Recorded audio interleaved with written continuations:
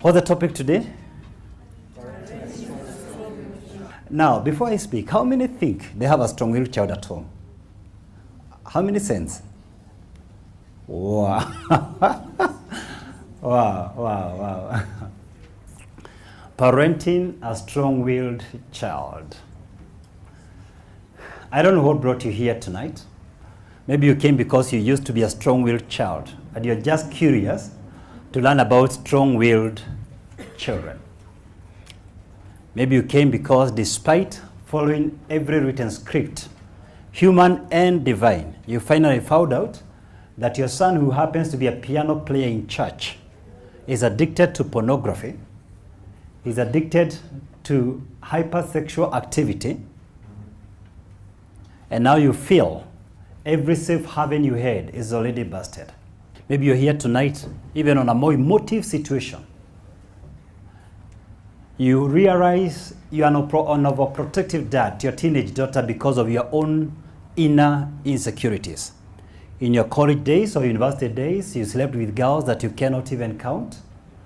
And now, the mega thought that there is a man who is getting closer to your daughter sends shivers down your spine. You are terrified at the mere mention that she's going to Naivasha for a night out with her peers, because horrific memories of your wicked night vigils, terrifying memories of your ungodly exploits are rekindled, and you can't stand her going out. As years pass by, you have realized that premarital sex is not only erroneous to the perpetrator, but worse still, it's a serious liability for generations after you. You recognize that you're the father she's supposed to look up to, but at the same time, you cannot give what you do not have. And you cannot relate your youth, so you're in a stalemate. Of course, you could be here tonight because you have a teenage girl who takes you bananas. Among other things, she has tattooed her body like a tree trunk, pierced herself all over like a bullet-ridden wall. She wears torn pants that are shorter than description, and she leaves her top open-ended to the extent of exposing very beautiful physique, gradua, geographic features that make every passing head to spin, and especially the ogling type. But of course, you could be a single mom who came tonight because you're raising a son, an only child. And in the past, you've consoled yourself that women need a man as much as a fish needs a bicycle. But the hands of time and ground reality is now humbling your feminine chauvinism. Or you simply are here tonight because while you've raised your child the best way you know how, no mean charges, you just want to add your notes and scope matters parenting for the sake of seminars or counseling sessions that you conduct. Whatever your motivation tonight, parenting is not for the faint-hearted. Being in the strong-willed children club makes an already very challenging responsibility a very daunting calling. Strong-willed children have such an iron will, and their proclivity to challenge the status quo can be freaking exhausting. Strong-willed children desire to challenge the establishments. They desire to keep testing the boundaries and the limits because they want to gather information about their world and to learn more about themselves. And there's no grace period to shield you from the barrage of questions and arguments from sunrise to sunset. Even before your waking emotions settle, your 10-year-old boy already has launched a 10-minute dissertation on why he should wear the same shirt and pair of shorts to school for the third day in a row again. At whatever parenting stage you're in, your strong-willed child, the intense struggles you have had with him or her has sucked the life out of you. The ability of a strong-willed child to draw the milestone emotions and behaviors out of your life has made you to take a closer look at yourself. You've pondered over and over again wondering, where did I go wrong? Where did I drop the ball? You've read stacks of books, attended various seminars, Try different parenting approaches, including spanking the child to see whether you could drive the sense into his seemingly stalwart brain, but nothing doing. You finally pointed an accusing finger on your spouse, jokingly, for passing on the stubborn gene to that child. But your struggles with your strong-willed child has finally made you know the doors of the church and remember the power of prayer. It has also harbored you enough to stop blaming other parents that you regarded weak. They were unable to raise children well. It has also made you recognize matters your child. You are the only expert and authority in raising your own child. You know for sure that your daring child will start at nothing but to explore his world, the vast unknown, and he will not allow anything to stand his way. So during those moments, when you feel like losing it, when you feel so pushed by your spirited and determined offspring, I urge you to look into the future with a smile. One day you'll wake up when all the kids have since gone, and you're going to receive a phone call in the dead silence of the morning from your strong-willed child from one corner of the globe, narrating to you his world exploits, making you one proud mama, one proud daddy. Thank you. And the reason I'm saying this is because research after research shows that strong-willed children are the world changers. They are born leaders. They will dare what no other person will dare. They will go places no one will go. They will try what no other person will try. Often than not, as parents, when we go through struggles with strong-willed children, we lose perspective and begin to focus on our own emotions, our own struggles, at the expense of the child's uniqueness, at the child's future, at the possibilities ahead of that child. Parenting is the central experience in life. It is the greatest source of self-awareness. It is the true fountain of joy and pride. It is the most eternal bond with a partner. But how exactly do we raise our children? For the majority of us, we try either or all or a combination of the following four ways. First, we do what was done to us. We repeat a vicious cycle, recurrent patterns. We do the same things our parents did to us. So if your mom used to lecture you, screaming house top, non-stop, you follow suit. If your father sowed the seeds of life generously in every county and country, to the extent you do not even know all your siblings, you follow the same path. That it has been done for a long time doesn't make it right. You can have a long, wrong experience. What if there is a better way? What if there is a superior way?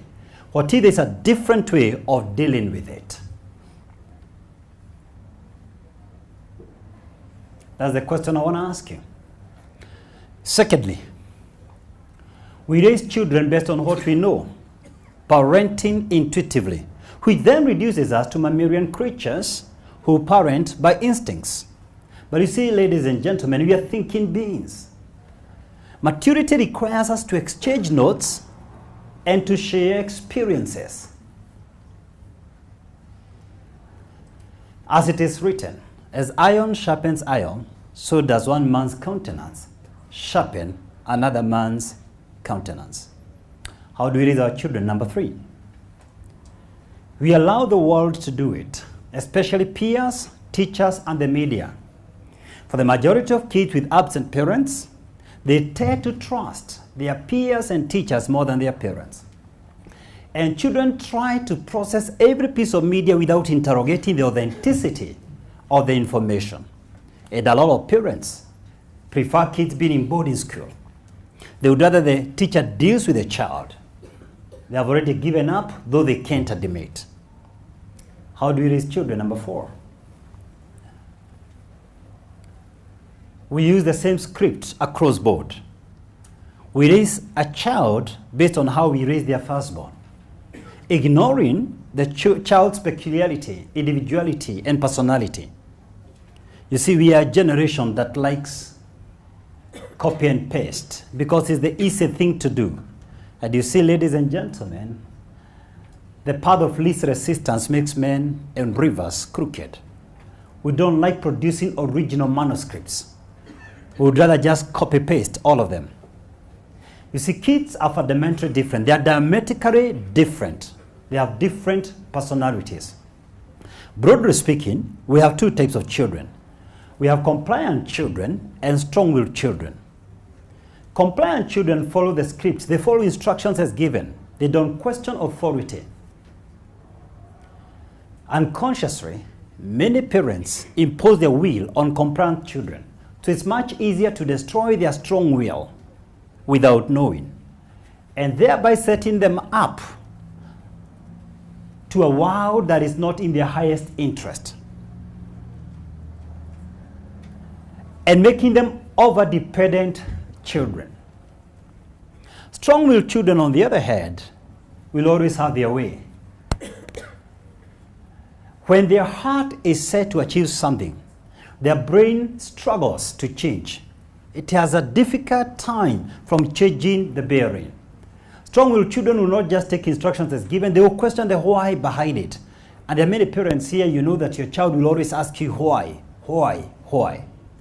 And without proper explanation, at some point they are likely to kick back or to rebel or to question why you're giving orders.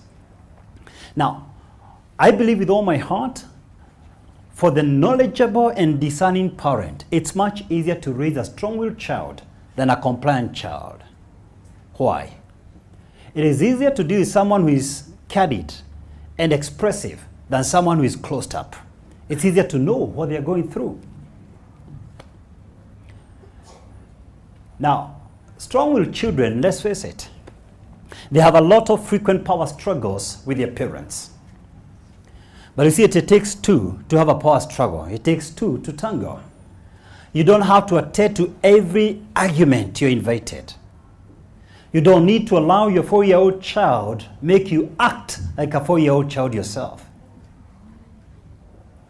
But on the flip side of the coin, strong-willed children are a handful of energetic, tenacious, persistent, high-capacity individuals who reform the world, who change the world.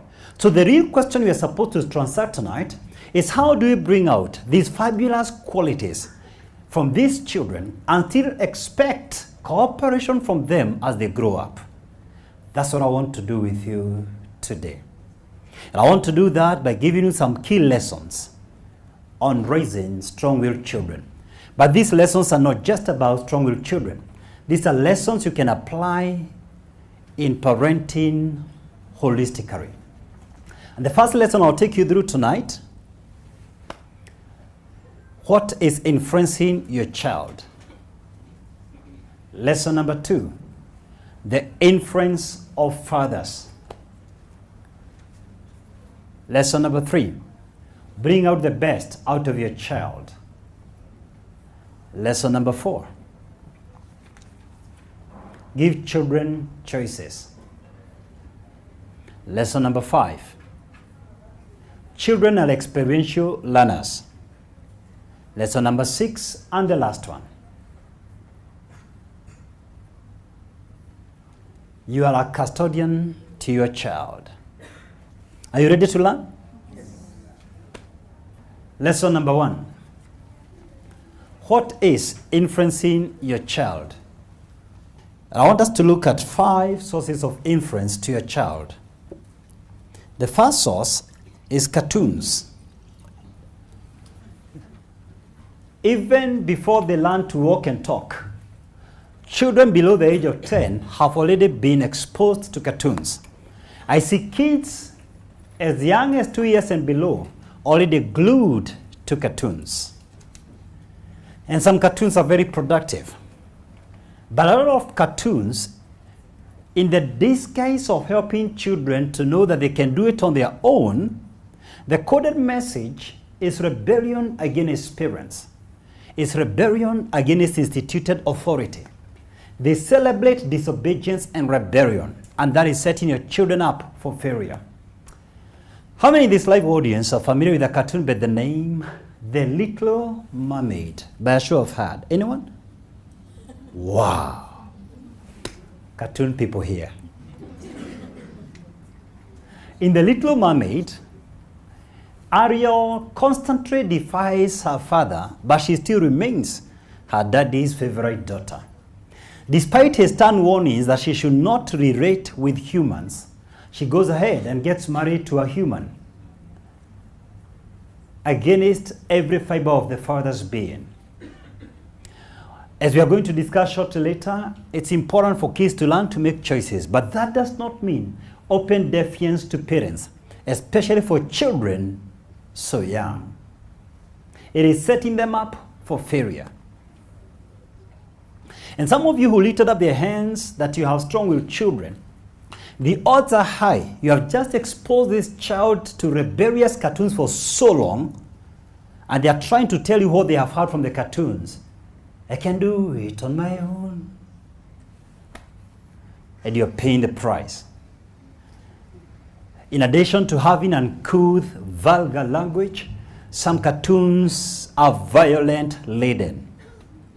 Why should a 10-year-old or less be exposed to violence, or anyone for that matter? Isn't it this the reason why there is so much hostility and violence in your house? Have you been blessed by this video? Kindly like and share with friends, family, and colleagues. Great people are either sources of light or they are mirrors that reflect light. Be a channel of blessings to others. And remember to subscribe to my YouTube channel, Dr. Jacob, to enjoy hundreds of videos free of charge. We would expect the producers of these cartoons to be mature, responsible adults. You see, the average father does not care about these cartoons. They don't want to study about kid stuff. And I want to let the fathers know that every video game has a certificate for a reason. Now, of course, it might be hard for you to go studying and analyzing all the cartoons on that. But I'll tell you what I think you can do as an action point from this meeting. First, I took the labor, I took the pain of analyzing 10 cartoons for you. And we have some handouts at the info desk. I analyzed 10 cartoons in a very systematic way, showing you the danger every cartoon presents. Most of them are extremely familiar cartoons. If I mention them, you know them very well.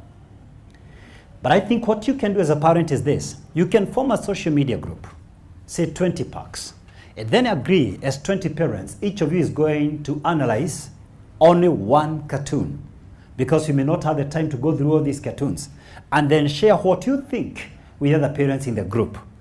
Then you, as a team of parents, will be aware what the child is watching, and not only the theme of the cartoon, but even the language used, whether it's palatable with the values you believe in. You shouldn't allow your child to process something you have not censored. The child does not have the capacity to tell what is right or wrong. You see, the brain of a child is like a blank screen. Anyone can scribble whatever they desire. If you do not take a lead stage, someone else will feed them with fatal trash, and you'll have failed in your responsibility as a parent. Many of them, I dare say tonight, are manufactured at the pit of hell. If eyes are the windows to the soul, then I suggest tonight, ears are the gateway to the heart. And we must safeguard not only what we see, but also what we hear, because we can perform in a manner that is inconsistent with those inputs. And if these are the inputs in a child below the age of 10, they become permanent, indelible marks in the future of that child. Who is influencing your child? Number 2, the TV. The TV is a very powerful force. Sets the agenda of a nation like Kenya. In this nation in particular, TV, whether it's an advert or a program or plain news, they advocate violence, extramarital affairs, smoking, alcoholism. You're even ashamed to watch some adverts during news with your child.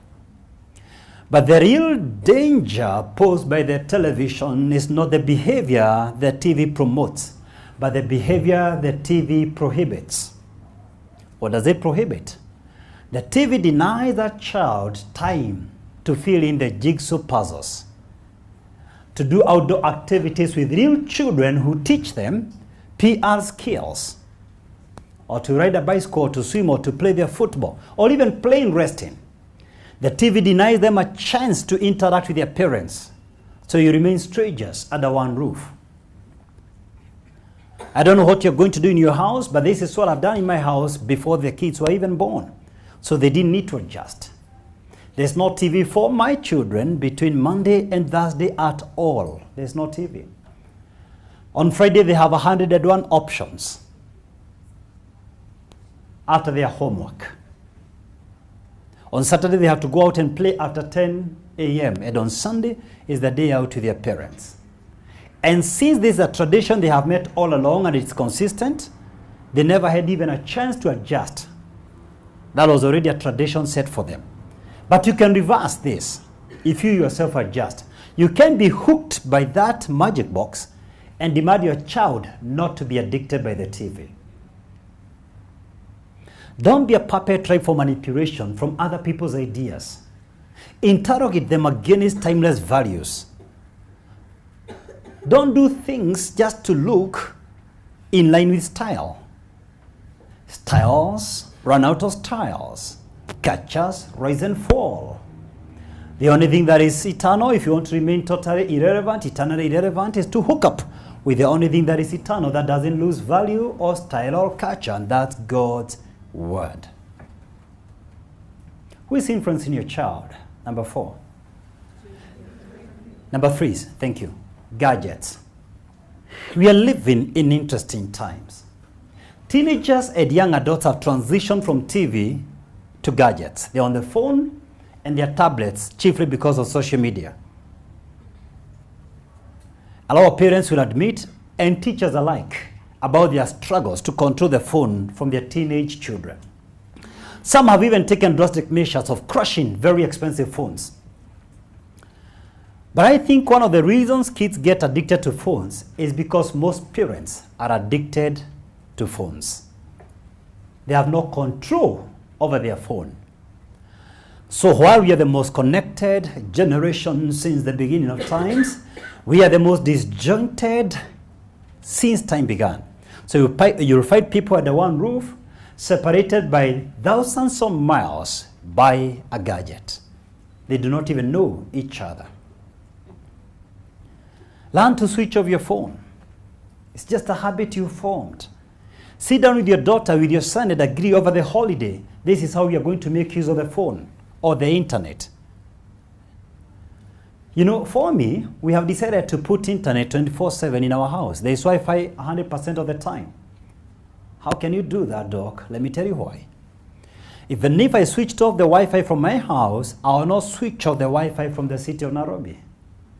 It would be better for you to train them to use the laptop responsibly.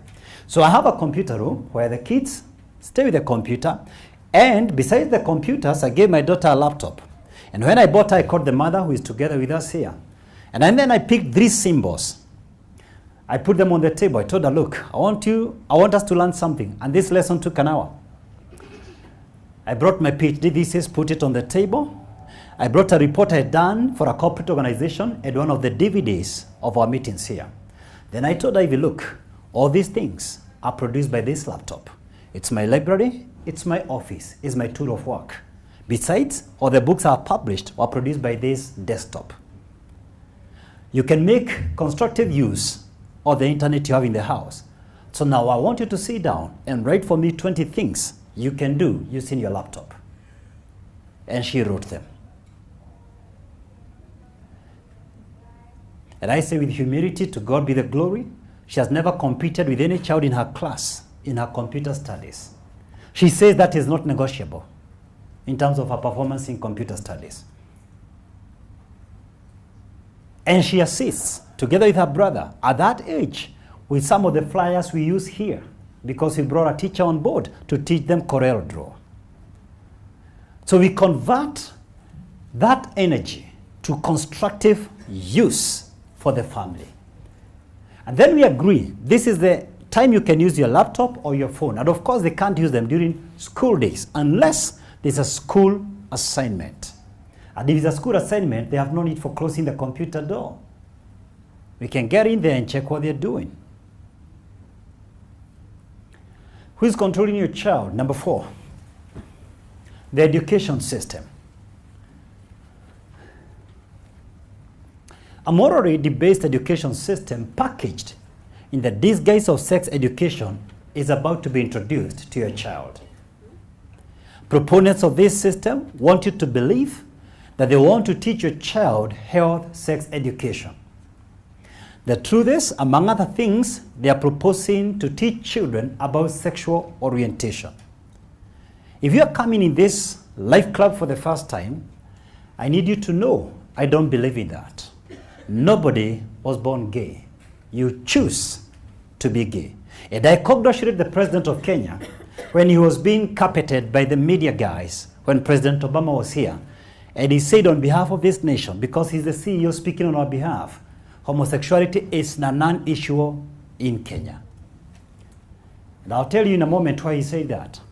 But walk with me if you can. They are teaching your children how to use contraceptives and condoms. But they are not teaching them about the dangers, emotional pains of premarital sex. They are not telling the child that the person who sleeps with you in school does not love you, because love is not self-seeking. Lust is. Love seeks the interest of the other party. They are not telling them that. They are showing them how to make use of condoms and contraceptives. Who said they must engage in premarital sex? At this rate, it's my considered opinion in the next 7 years, they will give them sex toys. Then they will say it's okay to have incest. It's your choice to sleep with your mother. And then it's going to graduate and say it's all right to choose which animal you want to sleep with. Let's legislate bestiality. Some may choose a giraffe and another a little cat. Now, that sounds weird in the year 2017. But the same thing that is being taught in school, if you mentioned it the year 2000, it looked weird. You see, Martin Niemöller said evil prevails in the society when good people do nothing about it. Evil doesn't necessarily prevail because of the evil of the wicked people in the society, but because of the silence of the righteous. Doc, okay, I agree. So what can I do about it? There's something you can do about it because you are a critical primary stakeholder of what your child is being taught. And those of you who were with us last year will remember I brought a lady who brought a film here on sex education and told us to sign up to stop that bill. I have good news for you. It was stopped. You played a very big role. Yes, I think we have a reason to clap. The signatures we corrected made Parliament to go back to the drawing table. They knew they are coming for our votes. They have to address that question.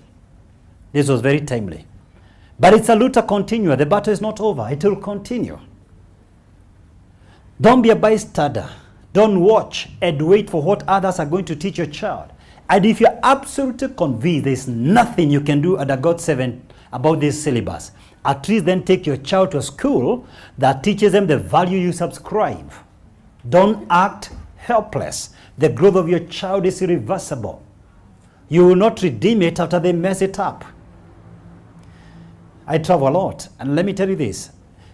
In the United States, for example, a lot of good people like you have withdrawn their children from public schools because of the same argument I'm giving you. Who is influencing your child? Number 5 and the last one. Peers. Her colleagues in school, in the compound. A lot of teenagers tend to trust their peers than they trust you. What are you going to do about it? I think there are 2 things I want to suggest about that. First, I discourage anyone here from allowing your children to go for the so-called sleepovers. Let your child stay in your house. If they must do that sleepover, Be 100% convinced that that other family subscribes to the same values like you do. And you're also sure about the other visitors who visit there. I've been in this business for so long of speaking to people, and the overwhelming majority of teenagers who spoke to me, they told me their first sex experience was with somebody who was in their house.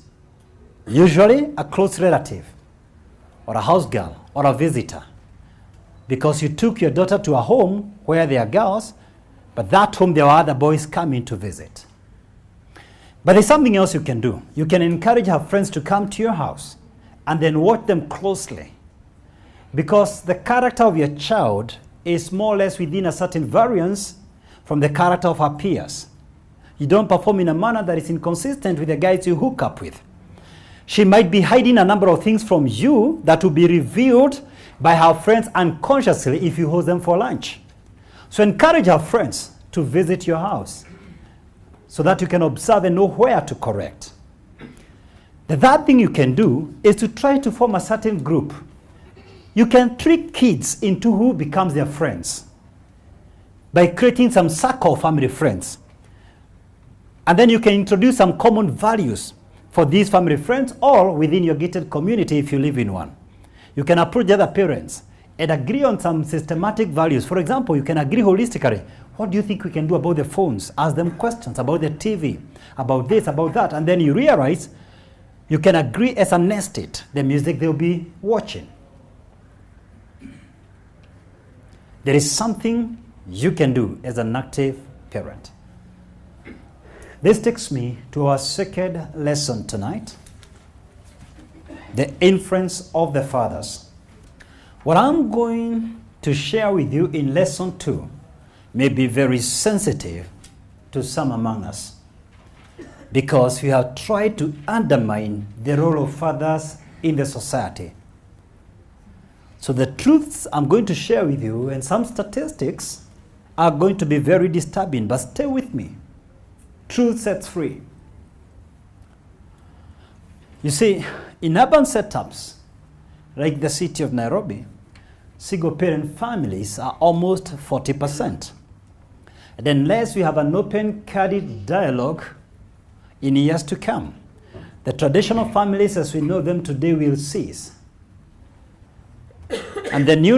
Have you been blessed by this video? Please like and share with family, friends, and colleagues. Great people are either sources of light or they are mirrors that reflect the light. Be a channel of blessings to others. And hit the subscribe button to enjoy thousands of my videos free of charge.